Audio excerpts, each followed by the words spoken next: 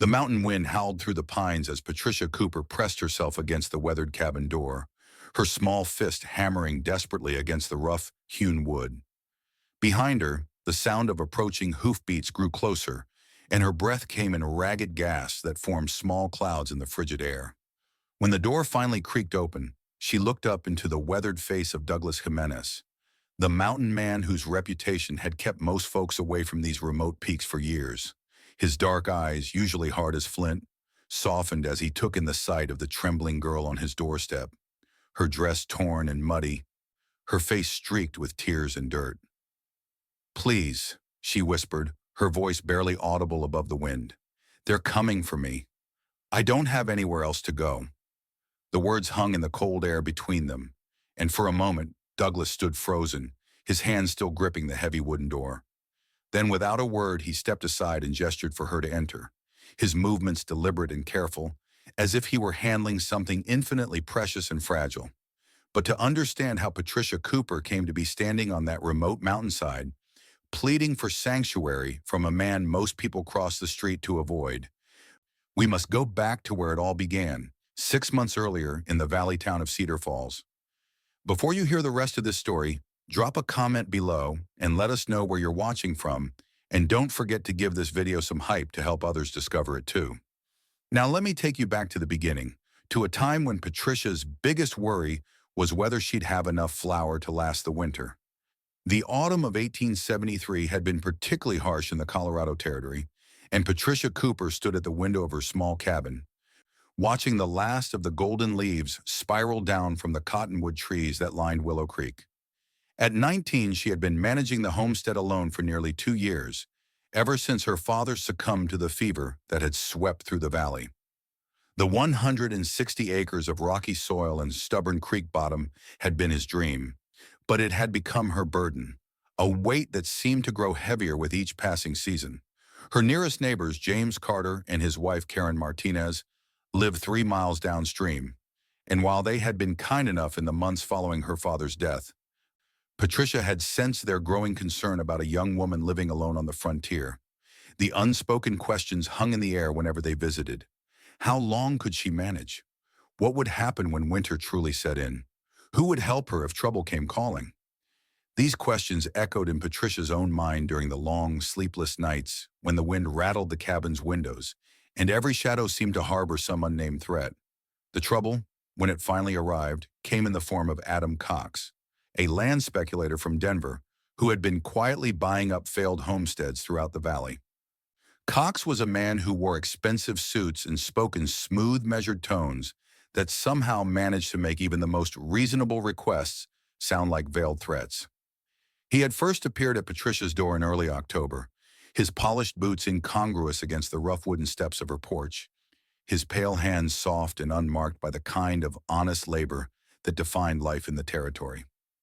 "Miss Cooper," he had said, removing his hat with a flourish that seemed more theatrical than respectful, "I've come to discuss a business proposition that I believe would be mutually beneficial."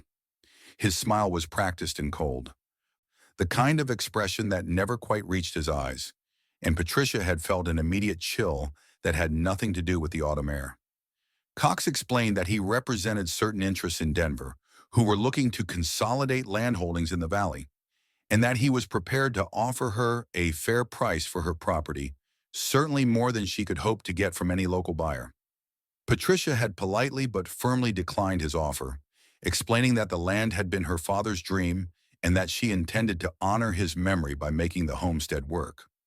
Cox had nodded and smiled, but there had been something in his eyes that made Patricia's stomach tighten with unease. "I understand your sentimental attachment," he had said, his voice carrying just the slightest edge of condescension. "But sentiment rarely puts food on the table or keeps the wolves from the door. I do hope you'll reconsider before winter sets in. It can be terribly dangerous for a young woman alone out here." The visits had continued throughout October and into November, each one a little more insistent than the last. Cox would arrive with papers to sign, documents that he claimed would make the transaction smoother, and each time Patricia would send him away empty-handed. But she began to notice changes in the way her neighbors treated her, subtle shifts in their demeanor that suggested Cox had been talking to others in the valley as well. The warm greetings became more reserved, the offers of help less frequent, and Patricia began to understand that Cox was not just trying to buy her land. He was systematically isolating her from the community that had been her only source of support. The isolation became more pronounced as winter approached and the first snows began to dust the higher elevations.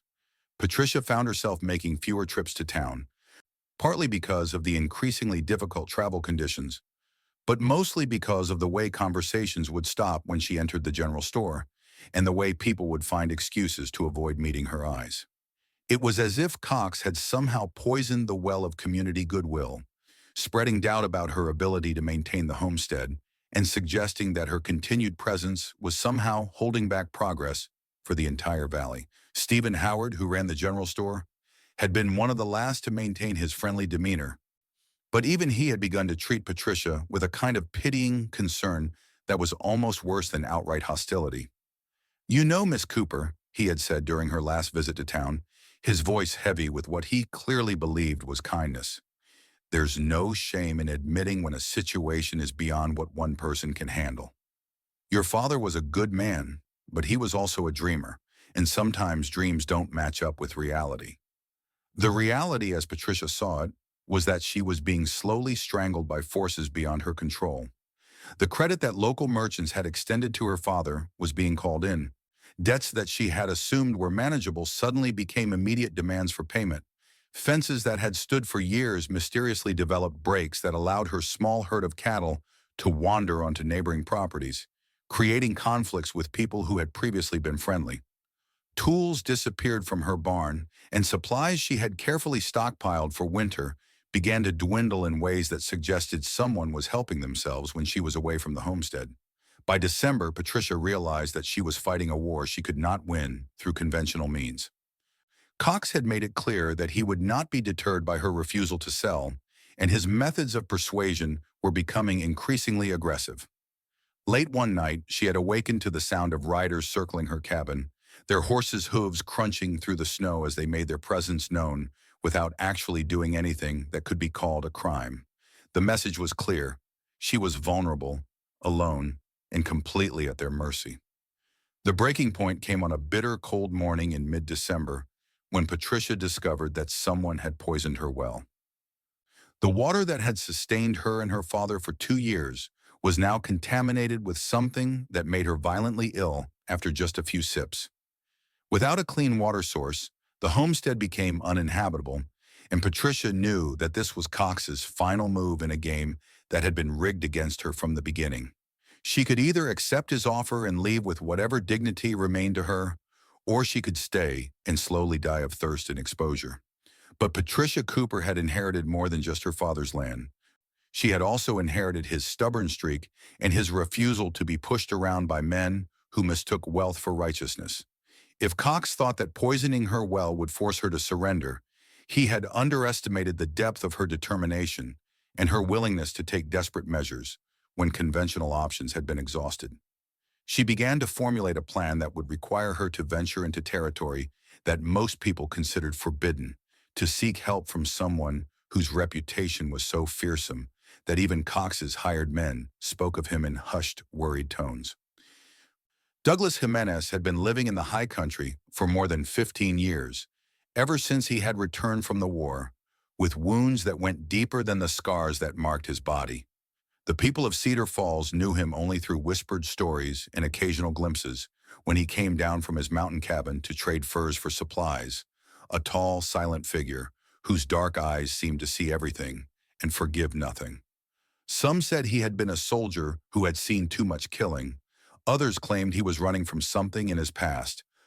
But everyone agreed that he was not a man to be trifled with or approached without very good reason.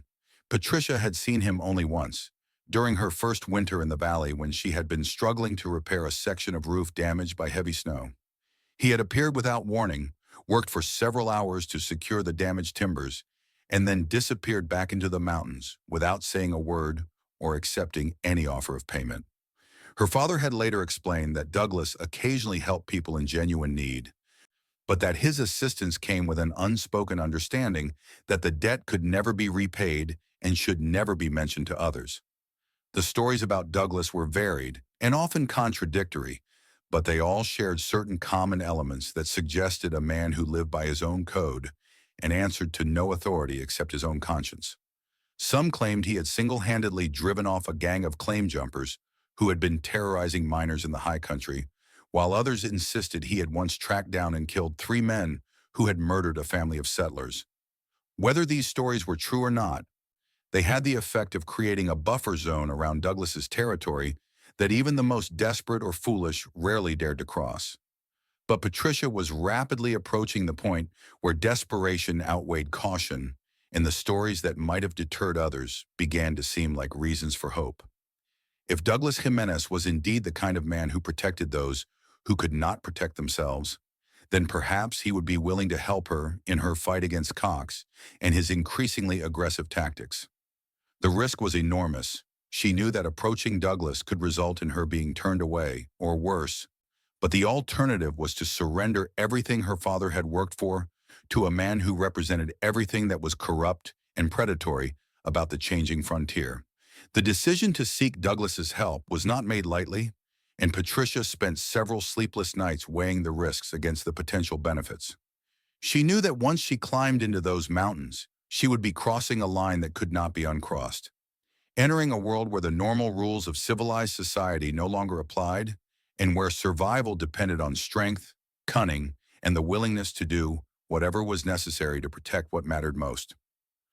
But as she sat in her cold cabin, drinking the last of her clean water and listening to the wind howl through the gaps in the walls, Patricia realized that she had already been pushed beyond the boundaries of civilized society, and that her only choice was between surrender and resistance.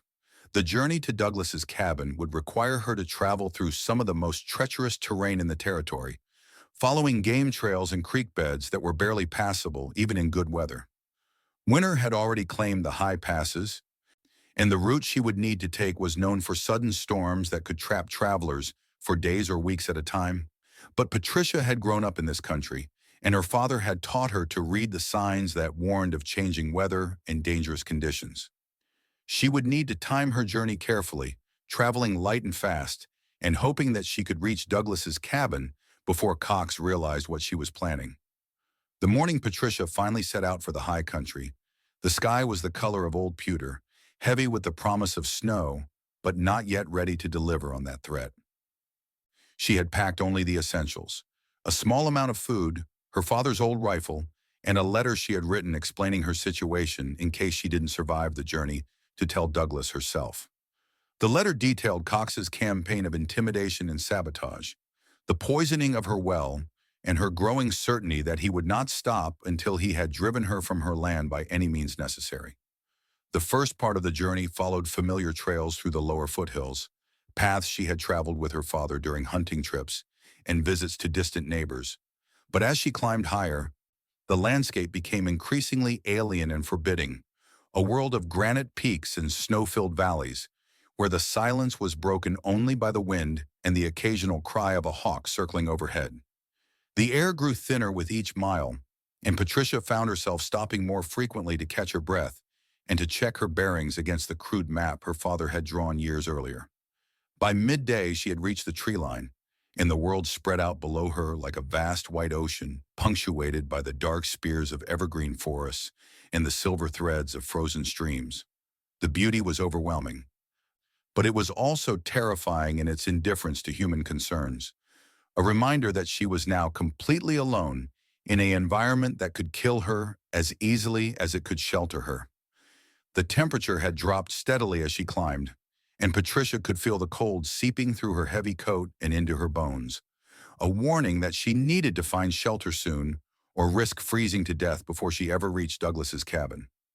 The storm hit without warning, a wall of wind and snow that reduced visibility to mere feet and turned the narrow trail into a treacherous ribbon of ice and loose rock.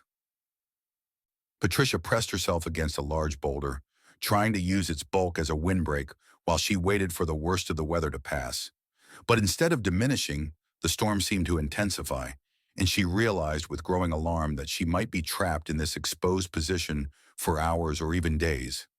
The cold was becoming unbearable, and she could feel her strength ebbing with each gust of wind that threatened to knock her from her precarious perch.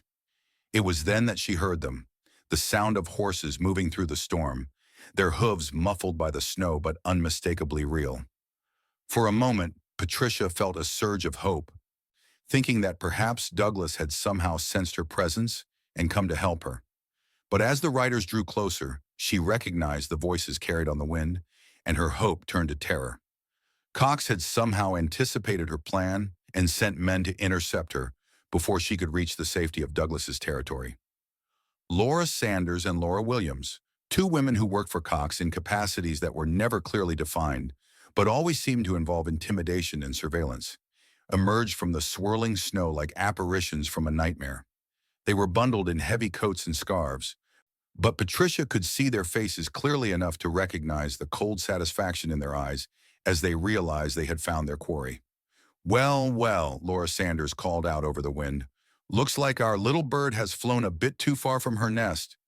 The confrontation that followed would haunt Patricia's dreams for months to come, a brutal reminder of how far Cox was willing to go to get what he wanted. Laura Williams dismounted and approached Patricia with the casual confidence of someone who had done this kind of work before, her movements deliberate and practiced as she pulled a length of rope from her saddlebag. "Mr. Cox sends his regards," she said, her voice barely audible above the howling wind. "And his final offer. You can come with us now and sign the papers like a civilized person, or we can drag you down this mountain and let you explain to the sheriff how you ended up in such poor condition." Patricia tried to run, but the storm and the treacherous terrain made escape impossible, and within moments she found herself surrounded by the two women and their horses, trapped in a circle that seemed to grow smaller with each passing second. The rope that Laura Williams carried was not just a threat, it was a promise. And Patricia realized with crystal clarity that Cox had moved beyond intimidation to outright kidnapping. She was no longer dealing with a land speculator who operated within the boundaries of law, however loosely defined, but with criminals who were willing to use violence to achieve their goals. The struggle that followed was brief and one-sided, with Patricia's exhaustion from the difficult climb and exposure to the storm making effective resistance impossible. But even as Laura Sanders worked to bind her hands, Patricia continued to fight, driven by a desperation that went beyond mere self-preservation. This was about more than just her land or her safety. It was about the principle that people should not be able to take what they wanted simply because they had the power to do so, and that sometimes the only way to resist evil was to refuse to surrender even when surrender seemed like the only rational choice. But rationality had little place in the high country during a winter storm, and as the two women prepared to load Patricia onto one of their horses for the journey back down the mountain, the sound of another rider approaching through the snow brought the confrontation to a sudden halt. Laura Williams tensed and reached for the pistol at her hip, while Laura Sanders moved to position herself between Patricia and the approaching horseman, clearly expecting trouble, but uncertain about the nature of the threat they were facing. Douglas Jimenez emerged from the storm like a force of nature given human form, his massive frame wrapped in a coat made from wolf pelts, and his dark eyes taking in the scene with the kind of cold assessment that spoke of a man who had faced violence before and emerged victorious. He said nothing as he dismounted, his movements fluid and controlled despite the difficult conditions, but his presence seemed to fill the space around them with a tension that made the storm itself seem secondary to the drama that was unfolding. "This is none of your concern, mountain man," Laura Sanders said, her voice carrying a bravado that was clearly forced. "The girl owes money to people in town, and we're just helping her get back to settle her debts." But even as she spoke, her hand moved toward her own weapon, and Patricia could see the fear in her eyes as she realized that the stories about Douglas Jimenez might not have been exaggerated after all. Douglas's response was swift and decisive, a demonstration of why his reputation had kept troublemakers away from the high country for more than a decade. Without saying a word, he moved forward with a speed that seemed impossible for a man of his size, disarming Laura Williams before she could clear her holster and sending Laura Sanders sprawling into the snow with a backhand that was delivered with surgical precision. The entire confrontation lasted less than 30 seconds, but it left no doubt about who was in control of the situation. "The girl stays with me," Douglas said, his voice carrying the kind of quiet authority that made arguments seem not just futile, but dangerous. "And you two ride back down this mountain before I decide that Cox needs to learn what happens to people who send armed women to threaten children on my territory." His words were delivered without emotion, but there was something in his tone that made it clear this was not a negotiation, but a statement of fact, and that any attempt to challenge his decision would result in consequences that neither Laura Sanders nor Laura Williams wanted to contemplate. The two women gathered themselves and their horses with the kind of haste that spoke of people who recognized they had encountered something far more dangerous than they had anticipated. As they prepared to leave, Laura Sanders turned back to Patricia with a look of pure malice. "This isn't over, girl. Cox doesn't forget, and he doesn't forgive. You can hide behind your mountain man for now, but winter won't last forever, and when spring comes, we'll be waiting." Douglas watched them disappear into the storm before turning his attention to Patricia, who was still bound and shivering against the boulder where the confrontation had taken place. He cut her bonds with a knife that appeared and disappeared so quickly she barely saw it, then helped her to her feet with a gentleness that seemed at odds with the violence he had just displayed. "Can you ride?" he asked, his voice softer now but still carrying that undertone of absolute competence that made Patricia feel safer than she had in months. The journey to Douglas's cabin took them through terrain that Patricia would never have been able to navigate alone, following paths that seemed to exist only in Douglas's memory and crossing streams that were little more than frozen ribbons of ice stretched between snow-covered banks. But despite the difficult conditions, Patricia found herself relaxing for the first time since Cox had first appeared at her door, secure in the knowledge that she was finally with someone who had both the ability and the willingness to protect her from the forces that had been systematically destroying her life. Douglas's cabin, when they finally reached it, was larger and more comfortable than Patricia had expected. A solid structure built from massive logs and chinked with clay and moss that kept out even the fiercest mountain winds. The interior was Spartanly furnished but meticulously maintained, with a stone fireplace that dominated one wall and shelves lined with books that suggested an educated man who had chosen isolation not from ignorance, but from a deliberate desire to live apart from a world that had disappointed him in fundamental ways. As Douglas built up the fire and prepared a simple meal, Patricia found herself studying this man who had become her unlikely savior, trying to reconcile the gentle way he moved around his cabin with the deadly efficiency he had displayed during the confrontation with Cox's women. He was older than she had expected, probably in his 40s, with gray threading through his dark hair and lines around his eyes that spoke of years spent squinting against mountain sun and wind. But there was also a sadness in his expression, a weight that suggested he carried burdens that went far beyond the simple challenges of surviving in the wilderness. "Why did you help me?" Patricia asked as they sat before the fire, the warmth finally beginning to drive the cold from her bones. "You don't know me, and helping me means making an enemy of Cox and everyone who works for him." The question had been building in her mind during the long ride to the cabin, and she needed to understand what had motivated Douglas to involve himself in her troubles when most people in the valley had chosen to look the other way.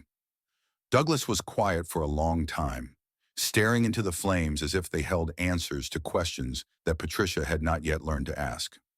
When he finally spoke, his voice carried the weight of old pain and hard-won wisdom. "I helped you because I know what it's like to be alone and afraid, and because I've seen what happens when good people do nothing while evil flourishes. There was a time when I might have looked the other way, when I might have told myself that other people's troubles were not my responsibility. But that time is long past, and I've learned that sometimes the only way to live with yourself is to stand up for what's right, regardless of the cost." The story that Douglas told over the next several hours was one of loss and redemption, of a man who had returned from the war to find that everything he had fought to protect had been destroyed by the very people he had trusted to keep it safe. His family's ranch had been sold for taxes while he was away, his parents had died in poverty, and the woman he had planned to marry had chosen security with another man over loyalty to a soldier whose return was uncertain. The bitterness and rage that had consumed him in those early years had driven him into the mountains, where he had planned to live out his days as a hermit, caring nothing for the world that had betrayed him so completely. But isolation had not brought Douglas the peace he had sought, and gradually he had begun to understand that his pain was not unique, that the frontier was full of people who had been hurt by circumstances beyond their control and who deserved better than to be abandoned to their fate. His interventions had begun small, helping travelers who had lost their way or providing food to families facing starvation during harsh winters. But over time, his reputation had grown, and people had begun to seek him out when conventional sources of help had failed them. Cox is not the first man who has tried to use fear and intimidation to take what doesn't belong to him, Douglas continued, his eyes still fixed on the dancing flames. And he won't be the last. But every time good people surrender to bullies like him, the world becomes a little darker, a little more cruel. I can't change what happened to me, and I can't undo all the injustices I've seen, but I can make sure that at least some people don't have to face their troubles alone. Patricia felt tears forming in her eyes as she listened to Douglas's story, not just because of the pain he had endured, but because of the way he had transformed that pain into a force for good in the world. She had come to his cabin seeking protection from Cox's threats, but she was beginning to understand that what Douglas offered was something far more valuable. The example of a person who had faced the worst that life could offer and had chosen to respond with compassion rather than bitterness. The next several days passed in a routine that was both peaceful and productive, with Douglas teaching Patricia skills that would serve her well in the wilderness, while she helped him with the daily tasks that kept the cabin functioning through the harsh mountain winter. She learned to read weather signs that could mean the difference between life and death, to track animals through snow, and identify edible plants that could sustain someone who was lost or stranded. But more importantly, she learned to see herself as someone who was capable of surviving and thriving in even the most challenging circumstances. The lessons went beyond practical skills to encompass a philosophy of life that emphasized self-reliance, courage, and the importance of helping others whenever possible. Douglas had created a life in the mountains that was hard but honest, free from the compromises and corruptions that seemed to be inevitable parts of civilized society. He answered to no one but his own conscience, and his actions were guided by principles that had been tested in the crucible of genuine hardship and proven worthy of the sacrifices they sometimes required. As winter deepened and the snow piled higher around the cabin, Patricia began to understand that her time with Douglas was not just a temporary refuge from Cox's threats, but a transformation that was changing her in fundamental ways. The frightened girl who had fled into the mountains was being replaced by a young woman who knew her own strength and was no longer willing to be intimidated by men who mistook wealth for worth or power for righteousness. The lessons she was learning in Douglas's cabin would serve her well when she eventually had to return to the valley and face Cox on her own terms. But the outside world had not forgotten about Patricia Cooper, and as the weeks passed, it became clear that Cox was not content to wait for spring to resume his campaign against her. Reports filtered up from the valley through the occasional visitor or trader who braved the mountain trails.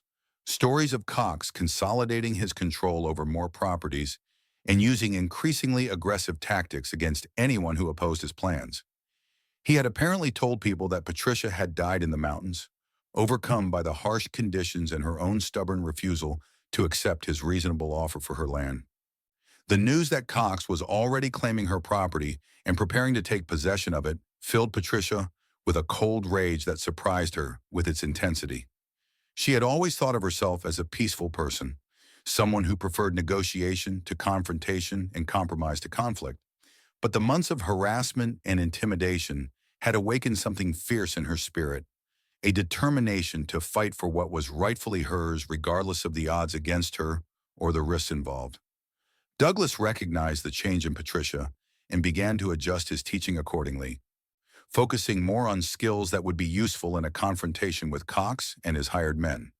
She learned to shoot with an accuracy that would have impressed her father, to move silently through difficult terrain, and to think tactically about problems that could not be solved through conventional means.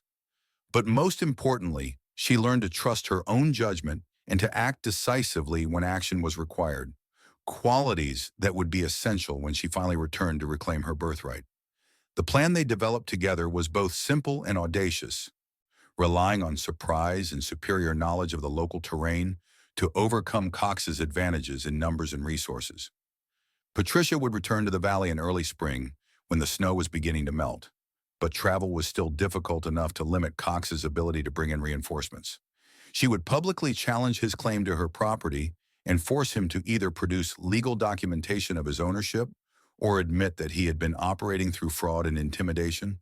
But the plan also acknowledged that Cox was unlikely to accept defeat gracefully, and that Patricia would need to be prepared for violence when legal challenges proved insufficient. Douglas had contacts throughout the territory, men who had reasons to oppose Cox's expanding influence, and who would be willing to provide support when the confrontation finally came.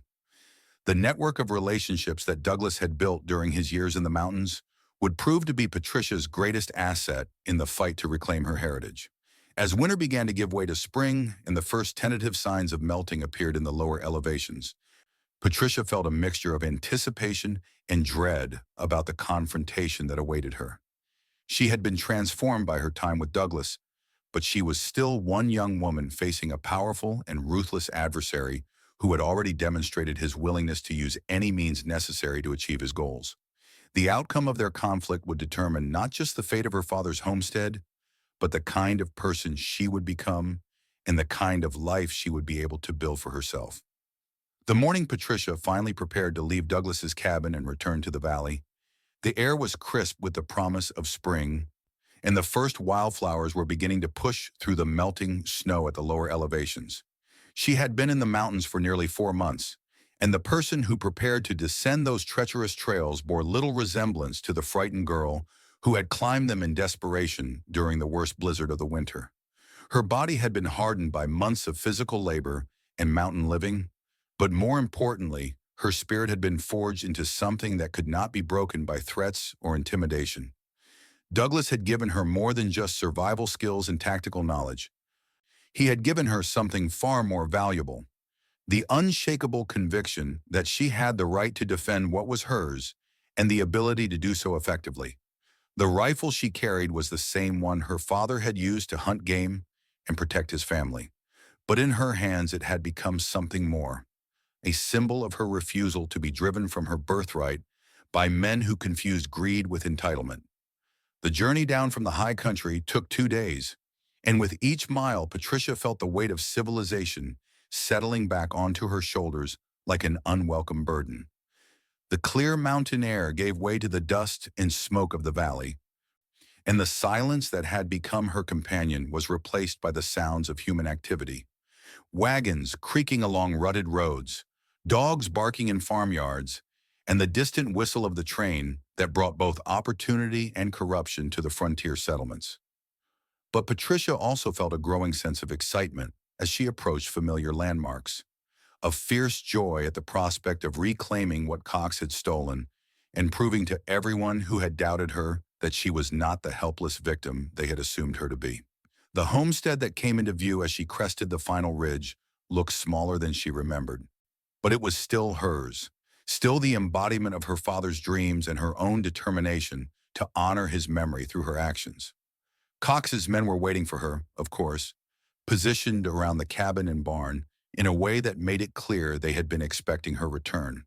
But they had been expecting the frightened girl who had fled into the mountains months earlier, not the confident young woman who now approached them with the easy stride of someone who had learned to navigate far more dangerous terrain than anything they could create. The surprise on their faces was almost comical, and Patricia felt a moment of savage satisfaction at their obvious confusion. Adam Cox himself emerged from the cabin that had once been her home, his expensive suit and polished boots looking absurdly out of place against the rough backdrop of frontier life. He had clearly been using the property as his own, and Patricia could see evidence of changes he had made, improvements that he had probably planned to use as justification for his claim of ownership. But the sight of him standing in her doorway, occupying her space as if he had every right to be there, filled her with a cold fury that burned away any remaining traces of the uncertainty that had once plagued her. Miss Cooper, Cox said, his voice carrying the same smooth condescension that had characterized their earlier encounters. What a pleasant surprise. I had heard that you had perished in the mountains during that terrible storm last winter. I'm so glad to see that the reports of your death were greatly exaggerated.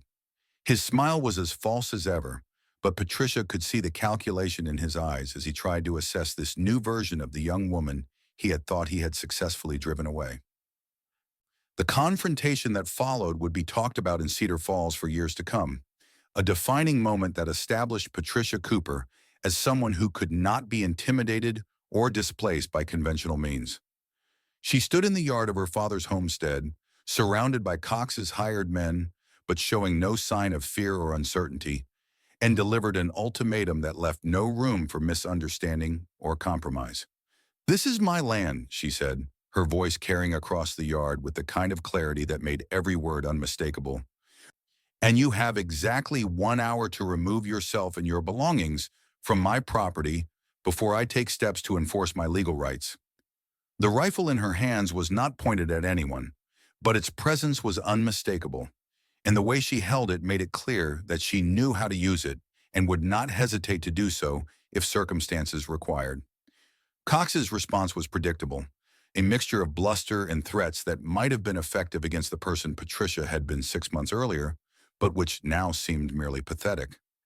He spoke of legal documents and legitimate claims, of debts that needed to be settled and responsibilities that could not be ignored. But Patricia had spent months learning to distinguish between substance and shadow, between real threats and empty posturing, and she could see that Cox's confidence was largely an act designed to intimidate people who did not know better.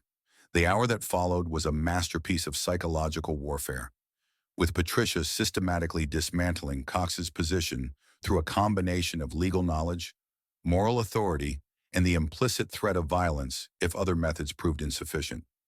She had brought with her copies of all the relevant documents, proof of her father's legal ownership and evidence of Cox's fraudulent claims, materials that Douglas had helped her obtain through his network of contacts throughout the territory.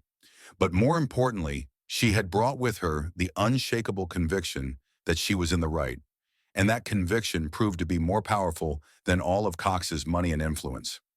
One by one, his hired men began to drift away, unwilling to risk their lives for a man who was clearly operating outside the law and whose cause was becoming less defensible with each passing minute. Even Laura Sanders and Laura Williams, who had seemed so confident during their encounter in the mountains, now appeared uncertain and eager to avoid another confrontation with someone who had clearly learned to fight back. In the end, Cox's departure was almost anticlimactic, a strategic retreat disguised as a temporary withdrawal, but recognized by everyone present as a complete defeat. He gathered his remaining supporters and left the homestead with as much dignity as he could muster. But the damage to his reputation and his plans for the valley had been severe and probably irreversible. Patricia Cooper had proven that even the most powerful predators could be defeated by someone who refused to be intimidated and who was willing to fight for what was rightfully theirs. As the dust settled and the last of Cox's men disappeared down the road toward town, Patricia stood alone in the yard of her father's homestead, surrounded by the evidence of her victory, but also by the magnitude of the task that lay ahead of her. The land was hers again, but it would require all of her strength and skill to make it productive and profitable, to transform it from a symbol of her father's dreams into a reality that could sustain her for years to come. But Patricia Cooper was no longer the frightened girl who had once doubted her ability to survive in a hostile world. She was a woman who had learned to find strength in solitude, courage in adversity, and hope in the most desperate circumstances. The mountains had taught her that she was capable of far more than she had ever imagined, and that knowledge would sustain her through whatever challenges the future might bring. She had run to the mountain man for safety, but what she had found was something far more valuable: the discovery of her own strength and the unshakable conviction that she could face whatever life demanded of her, with grace, dignity, and an indomitable spirit that no amount of intimidation could break.